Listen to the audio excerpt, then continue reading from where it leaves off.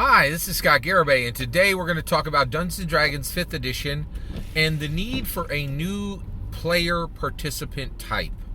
Alright, so right now in Dungeons & Dragons, we have two types of participant types. We have Dungeon Masters and we have players. That's it. That's all you can be, right? You're either the Dungeon Master or you're a player. And I think there's a growing need for a third type of participant. Okay, now what I would call this is a witness. Okay, the third one is going to be a witness. Now, why are we talking about this today? I'll give you a reason why. So I'm incredibly blessed. I have a really rich, robust Dungeons and Dragons life. So currently I run a weekly game, and it's very, very small. It's within a bubble, so that bubble is really tight. We only have we have two players and one DM, right? We play at a physical table, right? And so our first and foremost safety is pandemic safety. We're really careful about it, and if we need to, we'll cancel. We just follow this.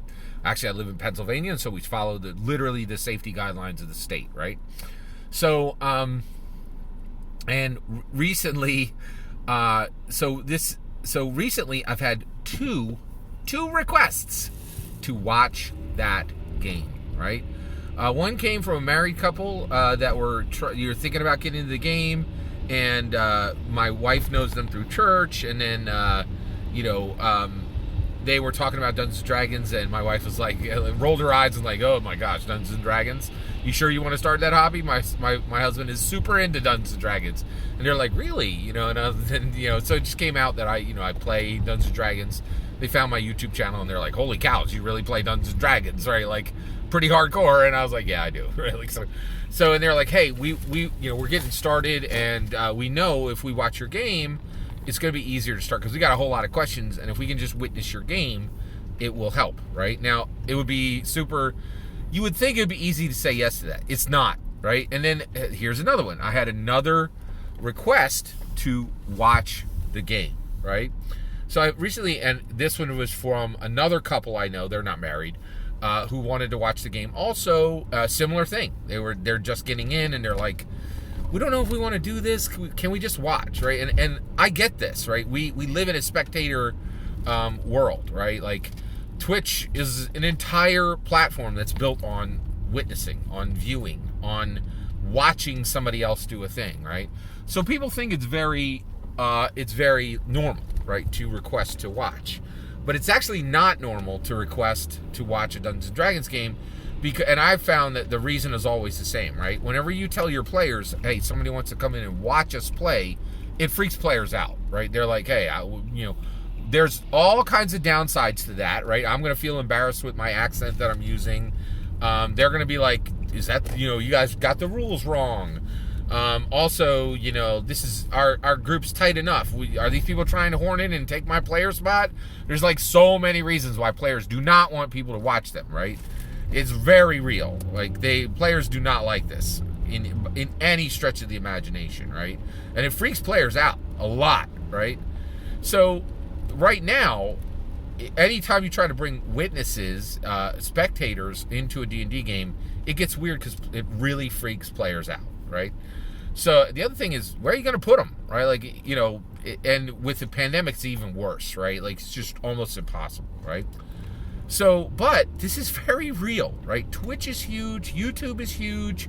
These watching growing viewer channels is incredible. And the reality is, people are watching, the video game industry is massively growing their industry just by adding viewers, not players, but by adding viewers.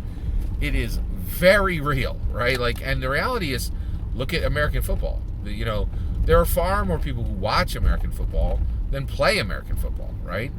So I think it would be really good if Dungeons & Dragons 5th edition, in this edition, right? Now, why am I saying we should add this in this edition? Come on, man. Like, if you're changing race in 5th edition to lineage, that is that's a load-bearing wall, right? Like there's nothing harder to replace in your current edition than race. and they're going to do the work to replace it with Lineage. They've already started that, and the reason why is that's a huge signal that there's no new edition coming for 2 or 3 years, right?